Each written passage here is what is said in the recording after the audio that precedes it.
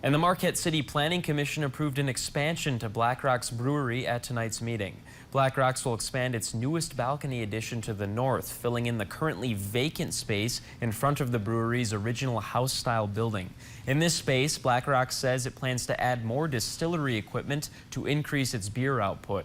The Marquette City Planning Commission chair says the brewery still needs to confirm it will add sound buffering to the rooftop patio expansion to address noise complaints before any construction can begin. In our motion, we approved the expansion, but we added in there some language about exploring sound buffering materials and options that they might be able to put on that north side so as to reduce any kind of nuisance to the neighbors. Also at tonight's meeting, the board addressed noise complaints made by neighbors against Superior Culture on 3rd Street.